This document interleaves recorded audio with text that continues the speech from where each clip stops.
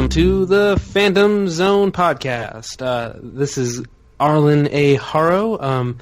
I will be the main host for this week because we are short on people.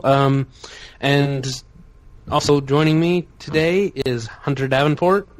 Fuck X-Men Apocalypse. And Alan, you here? Snap into a Slim Jim. Alan, we need your real voice. Snap into a Slim Jim. There we go. Now, if anybody is confused by our three voices, which admittedly are the three that sound the most alike, so it's I just probably don't see a bad how that's example. possible. I don't get it either. It really makes no sense, but it's fine. But I am Arlen. Hunter, and Alan was the one that was just speaking before me. So, listen, if you hear a voice that sounds like a 16-year-old boy, it's probably me. Right. And if you hear what sounds like tires squeaking, that's probably me. Yeah. Yeah. So, this was a good week for the CW, I'd say. It's very hard for us to remember it because we're recording very late. But I remember saying in the chat, best week since Invasion. I'm still willing to stand by that, and I didn't go into Flash expecting it to be great or even good. And even though we're not going to talk about it, even Supergirl. Yeah, Supergirl, which most of us can't really remember it, so we don't really want to talk about it that much. And we did the same thing with Invasion. We really kind of just put that off to the side. But it was good. It was a good episode this week. If for some reason you skipped it and you listened to this podcast to get an update on it, why do you do that? What's wrong with you? Just watch the show. And since we never do this, there will be spoilers. So spoilers. Right. Expect everything to be spoiled. Random things, usually, but spoilers all around. As River Song would say. Yeah, but you mean good week. Dinah Drake Lance. Yeah. In the Arrowverse parlance, yes. I guess we could start with the end of Supergirl, though. It does lead directly into this Flash episode. And Hunter, you remember that, right? Kind of. Like, a lot of this is just a blur to me, because... there's a new prisoner. He says, "Yeah, I've come a long way to see you," and gets out of handcuffs and whammies Supergirl. Yeah. They do kind of... It felt like a joke about, like, you know, the whole... It's a trope now, but where the prisoner lets himself... Well, no, the prisoner letting himself get caught trope. Oh, yeah. At this point, it's been in everything. My name is Khan. I think that's the second Star Trek reference in a row. I'm not sure, but someone will tell me if I'm correct about that. Yeah, it's just a common thing. The Joker let himself get caught, and then every movie had the bad guy let himself get caught for like the next. Even Skyfall. Yeah, which Arlen on Twitter made a joke about, or was ranting about, because we almost didn't do this episode. Yeah, I was very angry because this was a good week. So yeah, it leads directly into the Flash because the Flash opens with Mon-El and John coming to Earth 1 and saying some weird guy showed up and he whammied Supergirl and we don't know what happened. And he may be in this trance. Yeah, and he's probably on this Earth because. And they say, well, why do you think he came here? Because before he left, he said he was looking for the fastest man alive. And then credits and the theme and all that stuff. The title card. I do like how this episode plays out. It's not an overly complex episode once he gets into the musical area, I guess. It's this like pocket universe in Kara and Barry's mind, where the rules are the rules of a movie musical, and it doesn't play out like a musical, like a traditional musical. It plays very much like just a normal show, but instead of action sequences like we might normally get, it's dance numbers, which I actually liked. And I liked that they were kind of aware of what they were doing, aware of the fact that it was dumb songs and not that great, singers. Not everybody is the greatest singer. Some of them were obviously very good singers. Grant Gustin, Melissa Benoist. He actually, I thought, of everybody who sung this episode, I thought he was the weakest, which is surprising. Running Home to You, I was nearly crying. The song is good. It was written by the people who wrote the songs for La La Land. Yeah, I'm sure. The song is great. It's him that's not the best. And I'm not I don't know vocalists. So for all I know, he was doing a great job. But for me, who did shine. John Barrowman. Yeah, he did.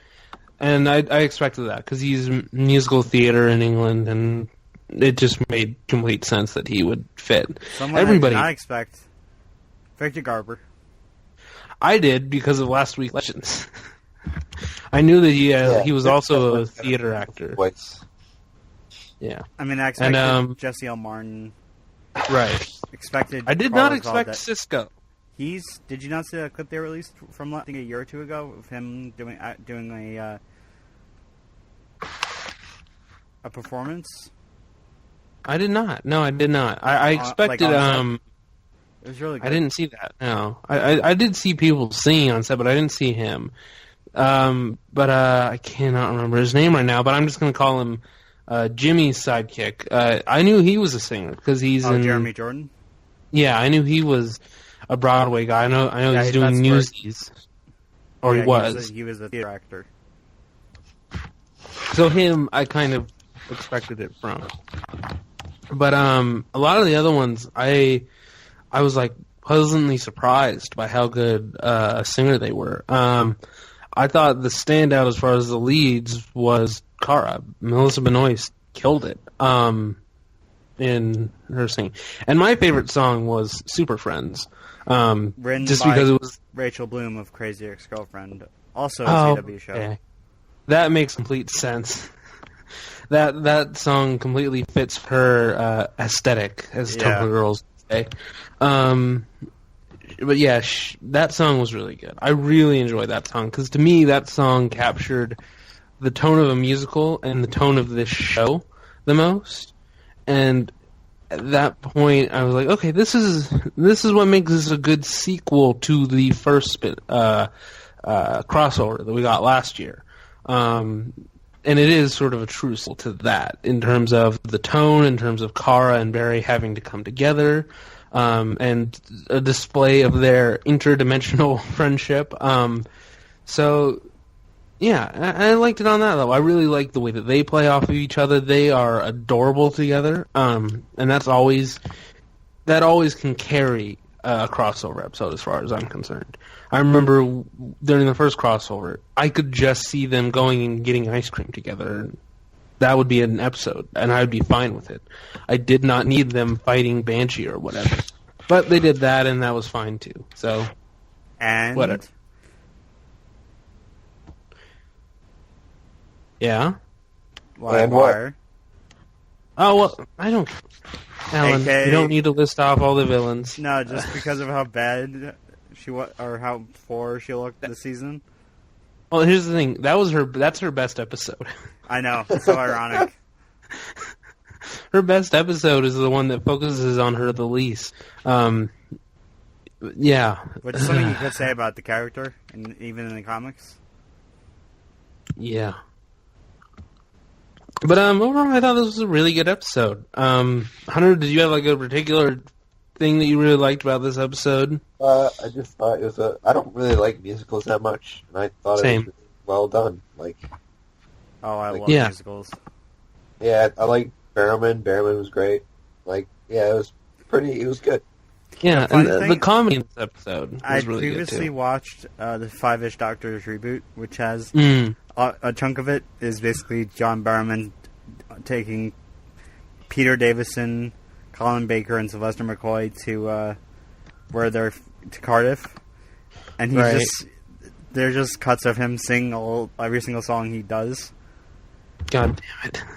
And when he drops them off, he gives them CDs and DVDs, free stuff, free merchandise. I remember that. God damn it!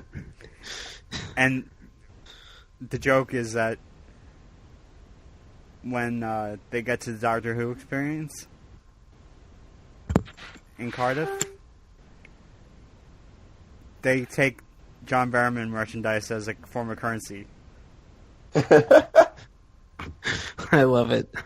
And you just see a box full of John Barrowman merch. It was so funny. Oh, Barrowman. Always a barrel of laughs. But yeah, like the comedy in this episode was especially good. I especially love when you find out that Iris has two dads in this other reality. And she says, "You got a problem with that?" Well, they all say it in sequence, and it's so great. And Barry's reaction is, "No, I really like musicals." Which is a great reaction. I love it so much. The comedy was really good. I also liked the B team working together. Cisco, Reverse Flash, and Martian Manhunter. You mean Kid Flash? Huh? You said Reverse Flash. Oh, did I say Reverse Flash? Yeah. Damn me. Well, the yellow suit. That's his fault. I assume that they just made the costume out of Reverse Flash's old suit. I mean, I'd believe it.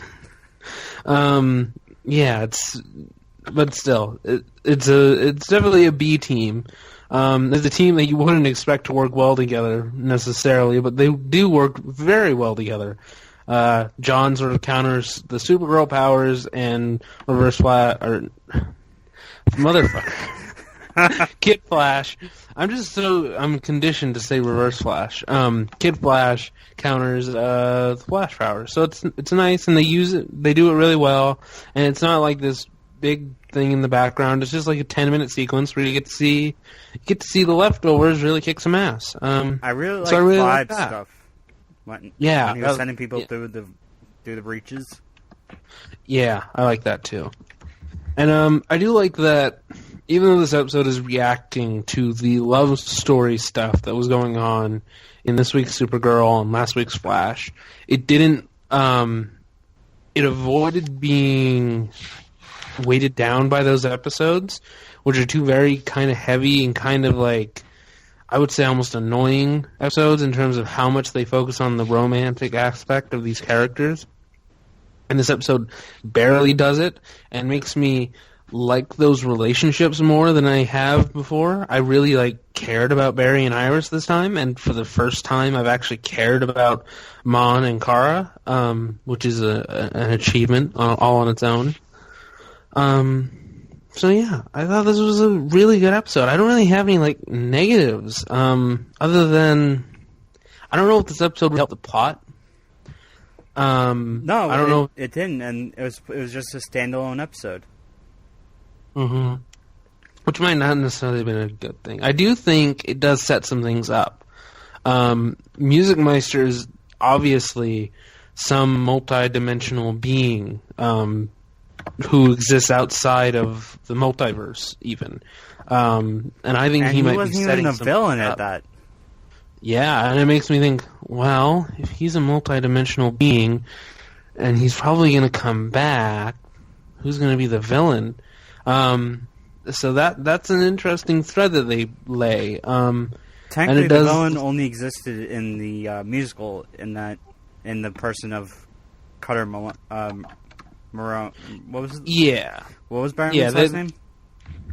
Cutter McGee. Cutter something. Malone sounds right though. They were kind of throwaway, but they were really funny also. So that was nice. Yeah, I thought this was a good episode. Does anybody have any hard negative things that they have to say about it, or? Nope, not really. Yeah, it's kind of a milquetoast episode, I would say. And it's I guess it's a good prologue to this week's Legends of Tomorrow. Yes. This is a fucking good episode, guys. Yeah. Any episode that starts with Snart, great. Yeah, and it just goes up from there. I mean, like World War One. Just that alone makes it cool. And then they go into Tolkien, and I mean, I'm just going to assume this about both of you, that you're like me and that you grew up with Lord of the Rings, because I did. Yeah, I did. And those movies, and for me, it was like, just Lord of the Rings references. I mean, when Rip does the Aragorn speech from Return of the King, when just everything, the staff glowing when it's burned, just all of it. That it needs to be unmade by the thing that made it. Just all these little references that really made me happy because they were treating history with respect. Yeah, I just thought it was a really good episode. So many little tiny details that added up to make a really compelling, fun episode. Like and you Tolkien get Leonard saying, Snart. Like Tolkien saying, "Oh, I actually like long stories." So many good things about it. So even this is something to commend Legends for. Tolkien was a good actor. Yeah, this was way better than the George Lucas episode. Oh, far better. This was better than the Washington episode. This was better than the Civil War episode. They have a history of doing real historical figures and hiring really shitty actors. Oh, yes. I mean, it's just, you can go back to season 1 and find just the best examples of that. And they did a really good job with this one. They really nailed it by finding a really good Tolkien. And even the generals were good. The generals on the German side, the generals on the British side. Yeah, it was just... And again, like I gotta say, the war scenes were really convincing. And they've been convincing in the past, but this one was the most convincing war stuff that they've ever done, as far as I'm concerned. I really believe that they were in the trenches in World War One. To an extent that I don't think I'm going to see again for a couple months, because it just so happens that Wonder Woman takes place in World War One as well. So good timing, guys.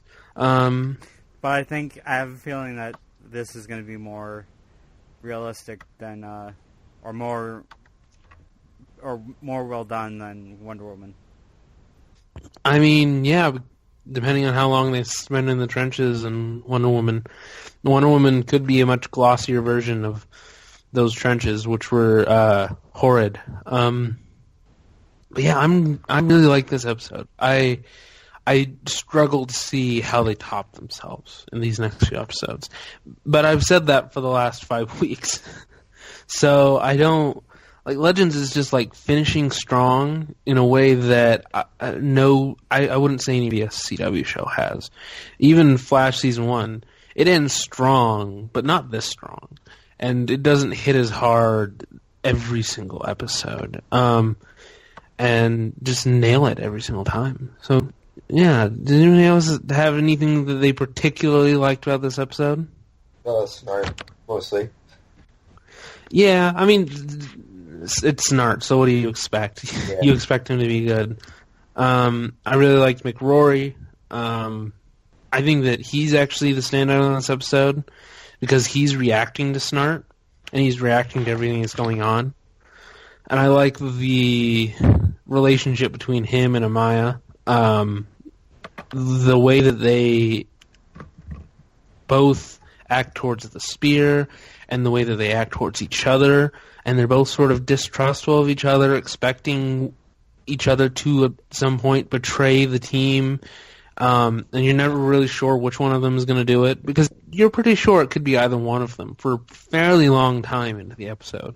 I was pretty sure Mick was going to turn bad the moment he realized Snart wasn't a hallucination. And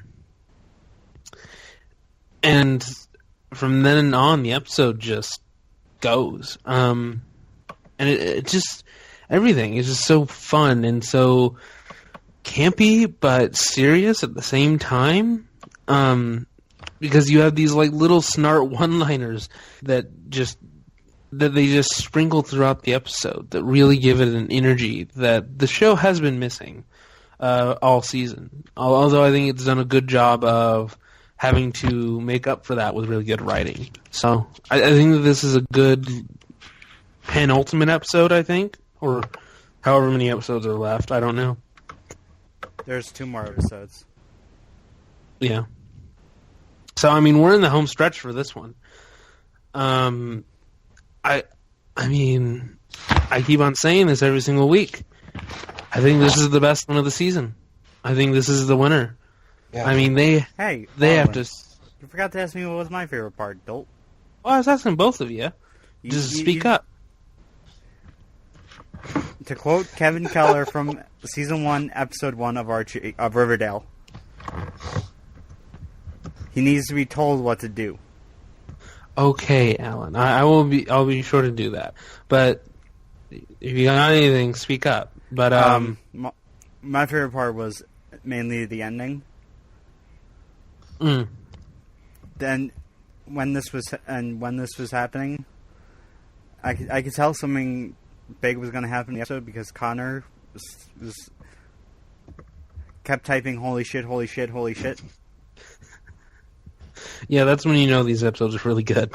When either me or Connor are live tweeting them or live chatting posting them, and we're just freaking out because I think we're the 2 most reactive people on the planet Earth.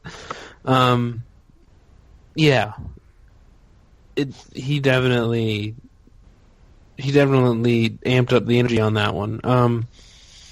But yeah, it's a good episode. It just Legends has just been killing it. Have you two seen the episode, the trailer for tomorrow's episode? Yeah, I can't believe it. They're doing Back to the Future 2, and I can't wait. I love how how they basically they're going back to season 1, sort of the Flash. In a way, right? I think, and what they did to the Star Labs, right, making it look like what it looks like. You can see my news story about it on the Harrow. Yeah.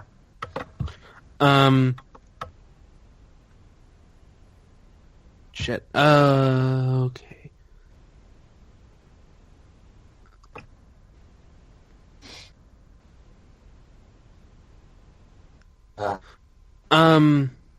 Crap, I'm lost. How about that arrow?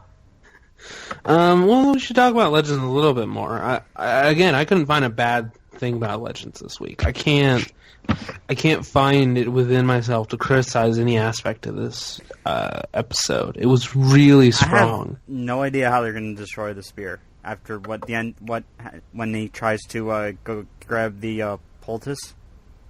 Yeah, I don't know how. I mean, maybe he uses the spear to summon the jar of blood, which is a possibility. I don't really know. I don't know how they resolve this season. Like this, they've written themselves into an impossible corner, and so far they have been very good at writing themselves out of corners this season, unlike the previous season. So I'm just sitting back astounded at what they're doing and being like, "Holy shit! They figured it out. They cracked the code. Dino DNA."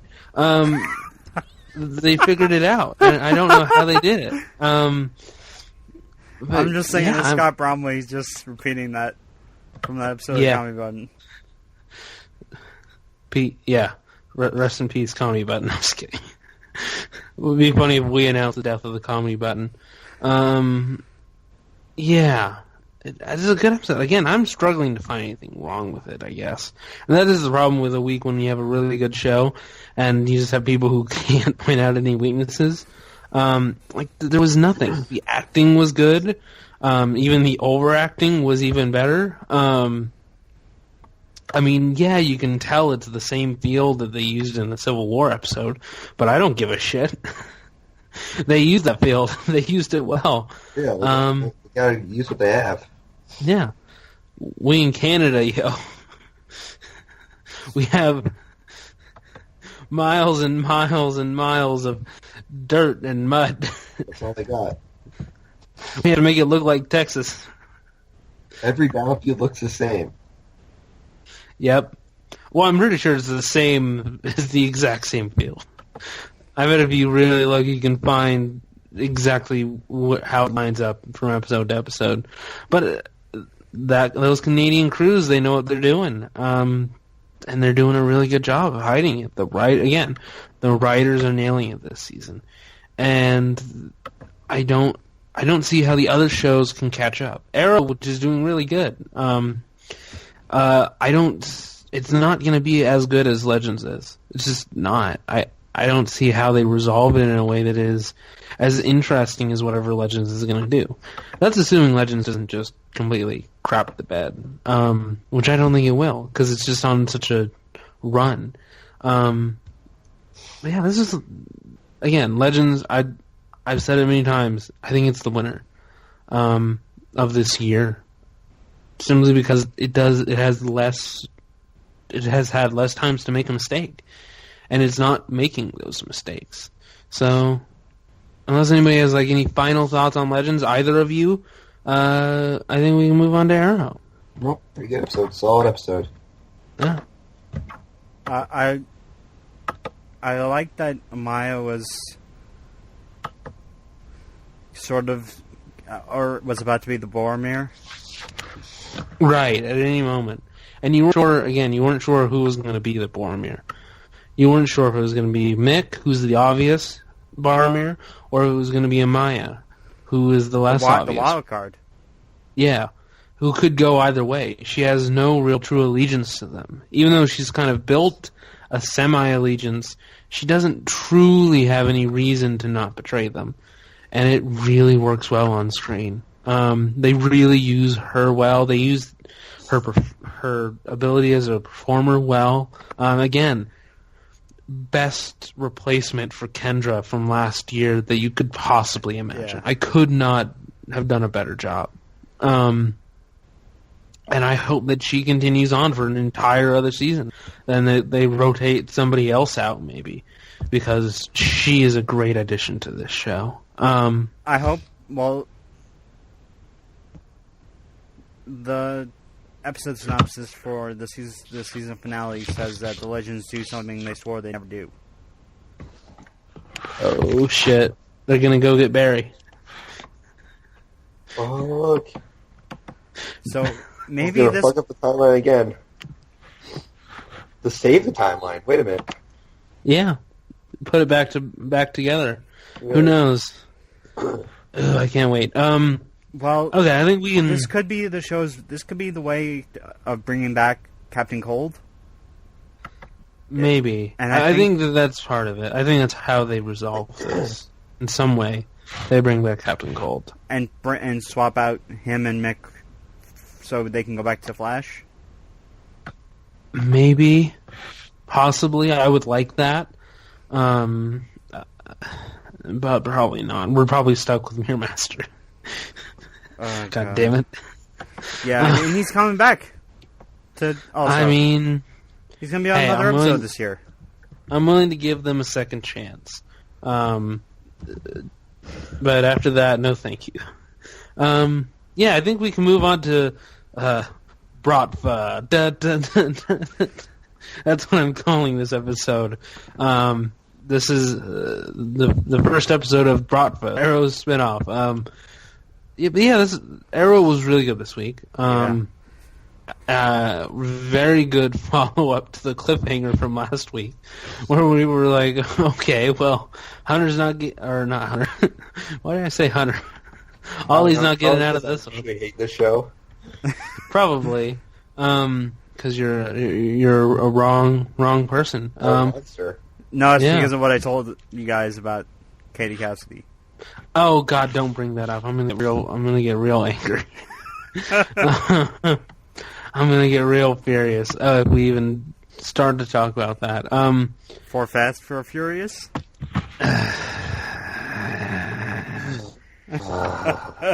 Katie. Okay. Katie Cassidy is not allowed to be on the CW DC sets ever again. That's all I'm going to say on the matter. That's all I'm going to say. You didn't like her on she can come back Supernatural? as Black Siren again, but after that, no.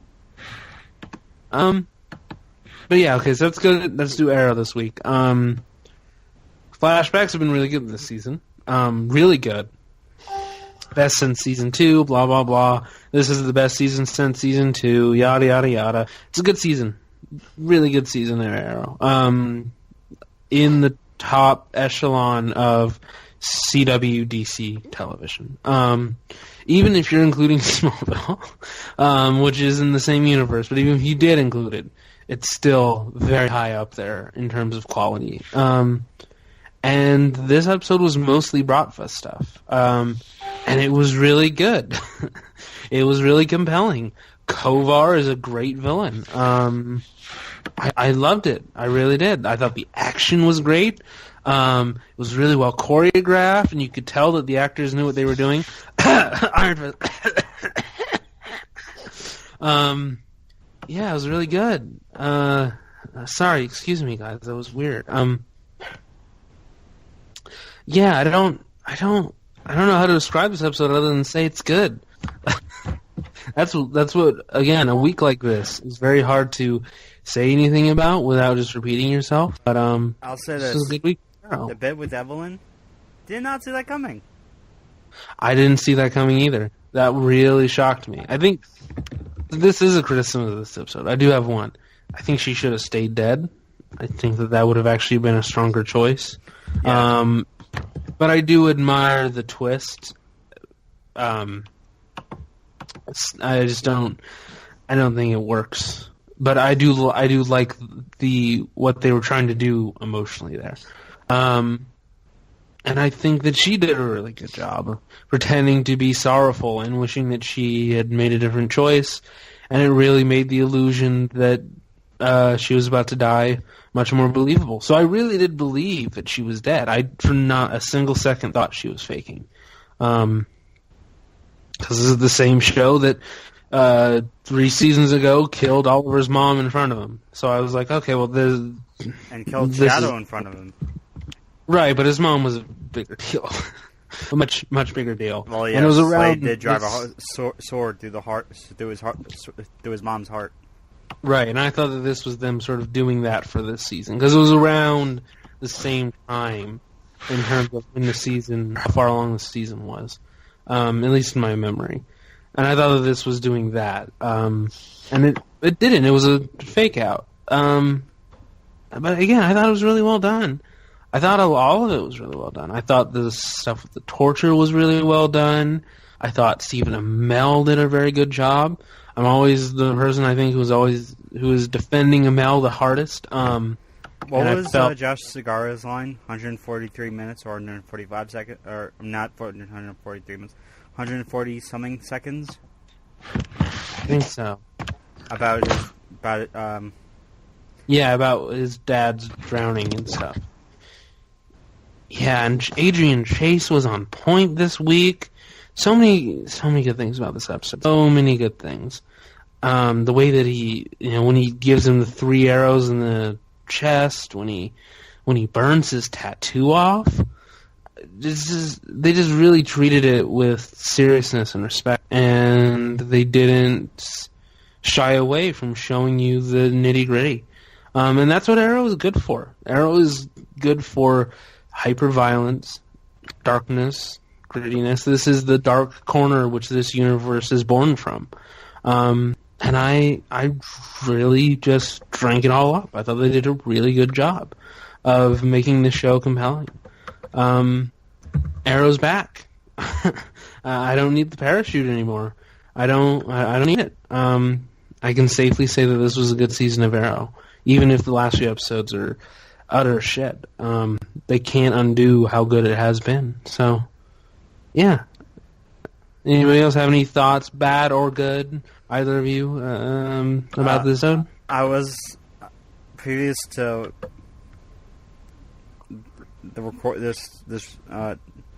the call, I was watching a Heroes and Villains fest Right. And it was the Men of Arrow panel from last year. So it had Neil McDonough, Paul Blackthorne, Echo Kellum, Colin Donnell, David Ramsey, and Stephen Amell. And he said he kind of threw out a gauntlet to Batman, saying, "Isn't Batman just an arrow without the arrow?" I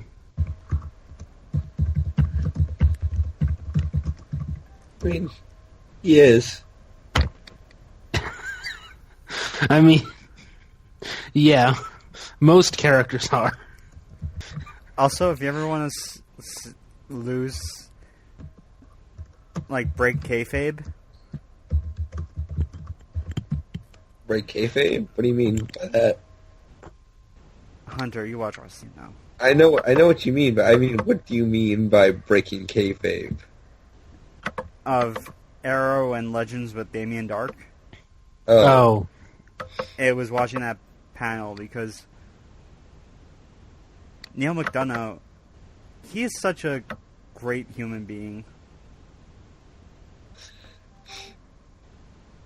Yeah. Yeah, he's great.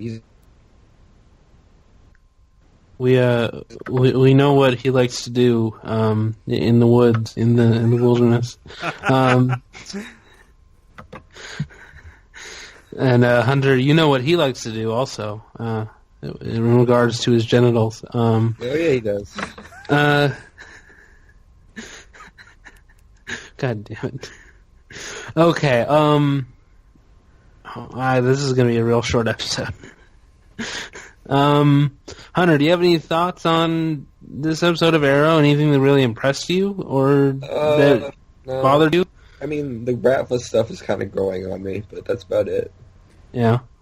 Like, I don't know. It's slowly but surely impressing me more and more.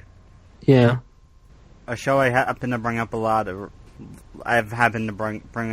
lately has been Stargate Atlantis. Yeah. David Nichol played Dr. Zlanka on Stargate Atlantis. He was one of the best parts of this episode. Yeah.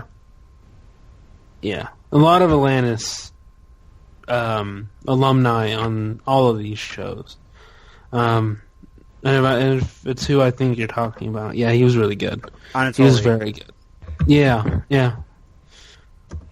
Yeah, it was really good. That last Kovar fight was really good. All my problems with this episode are, like, super nitpicky. Like, I've seen The Rock. That's not what Sarin Gas does. Sarin Gas is much more brutal, assuming The Rock is a documentary, which I assume it is, because Sean Connery was locked up in prison for the last 6 years. Know the truth, guys. Know the truth. Yeah, I don't know. I don't have any problems with this episode. Nothing really worth bringing up, I guess. So I guess that's the episode. Unless I don't think there's any news that's really worth covering. But that he's coming back. I mean, like, I'm talking about general news. Like, we kind of covered a lot of news on Friday, so there was nothing really announced, and then I guess, do you guys want to talk about the Justice League trailer? Sure. Real quick? Yeah. Hunter, do you have thoughts on it? I think it was good. Like, I liked it a lot. I think the trailer, it's just like, at this point, it's still going to take a lot for that movie to be good, I think. Oh, yeah. They got a mountain to climb. They did a lot to convince me in this trailer. Aquaman really impressed me, and I think that's intentional. The Thor Wolverine of this group? Yeah, and I like his attitude. Yeah. Just like a bat. I like it a lot. Yeah, just like that. I can dig it. He felt like someone that I would know. A lot of people that I would know in real life. So yeah, I like him a lot. I like the general tone of that movie so far, assuming that trailer is accurate. I mean, you know, they've fooled us before, Suicide Squad and all. But I'm excited. I am interested in the fact that they haven't shown Superman and they haven't shown the villain, and a lot of people bring that up. But it's interesting that they're really playing close to the chest and not showing us a lot. They're really just giving us, like, character beats and personality. They're really trying to sell us on Cyborg, and making him look interesting. For a lot of people who have no fucking clue who Cyborg is. I feel like our generation knows better than any other generation in the past, because of Teen Titans. But my mom doesn't know who the fuck Cyborg is. Yeah, no like, only nerds like us, you know? Yeah, so it's going to be interesting to see how he plays. I did like the actor a lot. We only got like one speaking line. I mean, his face kind of looked he had that whole Mass Effect thing going on in his face, but... Yeah, he did feel very CG. Yeah. I'll probably clean that up. Yeah, the parademons look dope. Yeah, they look great. They look really great. And our source that is unnamed and has never been confirmed as anyone ever. He was not wrong. Yeah, that was the parademons look good. Yeah. Damn you, Zack Snyder, and your scoops. Your scoops directly to us. We go way back. I call it D-Sny. Yeah. What if the reveal? What if it was revealed that I was Zack Snyder? That's all straight Eddie. It would be so great because I am the most critical person of Zack Snyder. But yeah, good trailer. Alan, did you have anything that stood out to you about this trailer? Anything that maybe nobody's brought up, or that you just haven't heard anybody else talk about? Or stuff that other people have, also. Cyborg's human, like, fleshy parts. Looked a little weird. Yeah, that's what I was thinking when the CG looking a little bit weird. It looks a little unfinished, I gotta say. It's kind of like, I heard this comparison a lot. It's like when Civil War released, I think like the last trailer before the movie actually came out, like the same week as the third BVS trailer, because they were totally shitting on BVS. Yeah. Let's not pretend. Marvel intentionally releases things to shit on DC's day, and it is the greatest thing ever. But in that last trailer, it ends, as we all know, with Spider-Man. Many of us cried when we saw that. See, the spider caught you, Hunter. But the CG wasn't great. If you look at it again, it's like, that's a little fake. That does not look real. That looks like a plastic man. And Cyborg doesn't look that great yet. He looks unfinished. What I am interested in is what looks real to me, and if the real stuff is just the finished CGI, or if it's stuff that was done practically. Because it seems like some of this movie was done very practically, and some of it wasn't. And I'm interested in what they chose to do practically and what they chose not to.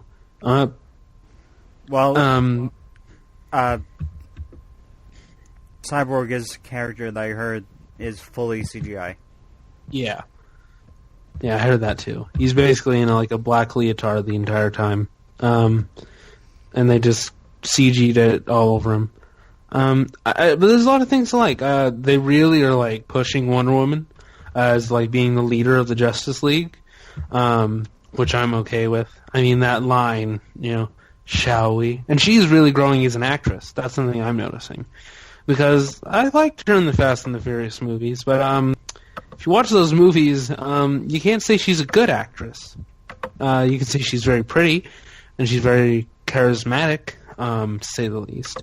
But you couldn't say that she was a great performer. So yeah, I'm impressed by her in this trailer, and I'm more excited to see Wonder Woman because of how impressive she looks in this trailer.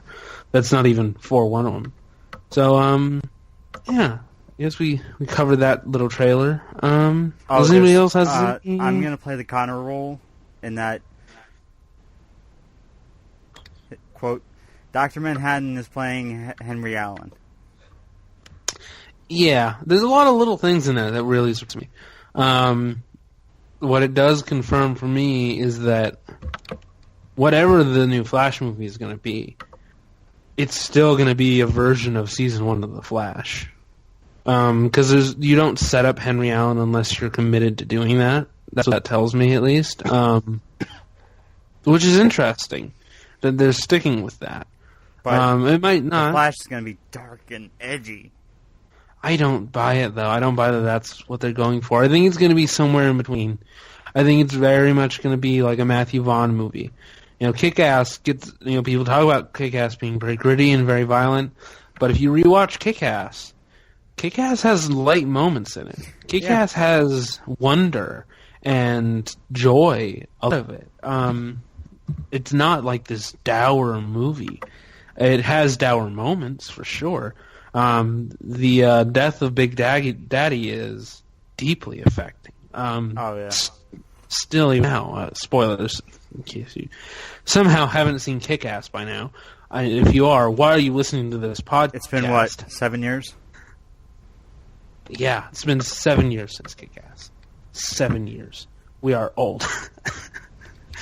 Connor's here to say, really? You're old? Yeah. Okay, so, I mean, unless either of you has something you want to bring up, I think we're done. This is a good chunk of a podcast. Anybody have anything else?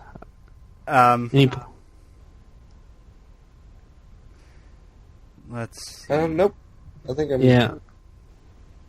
I don't know if you got something. Get it? There's the Vigilante stuff. I don't care. We'll talk about that. I think we're going to do... I mean, I haven't talked to the others about this, but if everybody's up to it, we might do like an end of the season wrap-up thing of all the shows and talk about our predictions and thoughts and all that. But the Vigilante stuff, it's too close to the finale to really care about it. Okay, this next one's about Legion, Season 2. Okay. They won't be looking to the comics for storylines, which is a good move. I'm fine with that. Yeah, fair enough. I mean, if you look at it like Legion as copying the Fargo handbook, the first season of Fargo draws heavily from the movie. I mean, if you haven't seen the first season of Fargo, you're too late. You should have seen it by now. But it's a direct sequel to the original movie. Events in the original movie directly affect events in the first season of Fargo.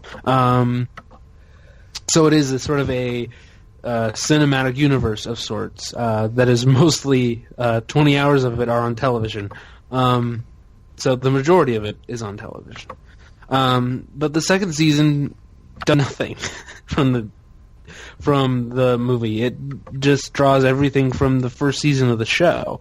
It draws on lore and things set up and sort of hinted at in the first season. But otherwise it just goes off in its own direction. And the new season of Fargo is doing the same thing. And assuming the new season of Fargo is as good as Season 2, Legion doing the same thing is fine. Because the next season is going to be fucking crazy. It's going to go in all kinds of strange directions that we don't know, assuming it follows the same roadmap. So I'm fine with them throwing the comics away at this point, because they started so deeply entrenched in lore. I mean, we got the fucking Shadow King. Yeah. I mean, how fucking crazy is that? There was... Years ago, before Days of Future Past, there were rumors that the Shadow King might be the villain in the sequel to First Class. But we got him for 8 hours on a TV show directed by Noah Hawley. So, yeah, I'm more than willing to just let them go off and do whatever they want next season. Yeah, I think we're good. Let's go to plugs, I guess. Hunter, do you want to do your plugs first? Yeah, you can follow me on Twitter at Davenport. You can follow my Tumblr, cosmicocelotisdead.tumblr.com. And you can find my writing on the Haro.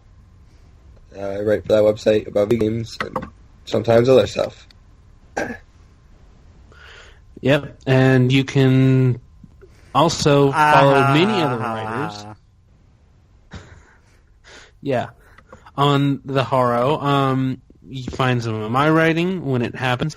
As I've said many times, many other brilliant, smart, intelligent writers, except Alan. Just kidding. I was laughing at the Sentry being the number one forgotten hero.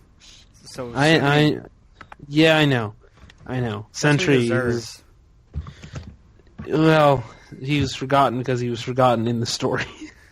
Did you guys ever read Fallen Sun Sentry? No, and I'm not going to. It is so in the middle. You guys don't like Sentry? I hate the Sentry. He's a false creation of Stan Lee. He's a Bendis creation. Yeah, but he's an interesting character. No, but all right, we'll have this discussion later. Yeah.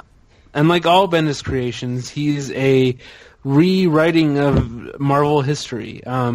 Not all of them work out, and some of them work out better than others, like Jessica Jones. Connor wants to say that he said Arrow was better than it had any right to be. Okay, well, I was in the middle of my plugs, but thanks. God fucking damn it. Take it up with Connor. I will take it up with Connor. God fucking damn it. At AA Haro for my shit. I was not drinking tonight, but tomorrow I will be drinking again, so follow me now. Expect Hunter to react to my dumb shit and amplify me. Yes. We're like those annoying Fred apps or whatever that have the annoying voices that just keep on repeating the same words to each other. It's fun. It's a fun time on Twitter there. Alan, you're also writing at the Haro. I think tomorrow I'm going to start my comic book piece. Sweet. And do you have any socials that you want to plug or anything like that?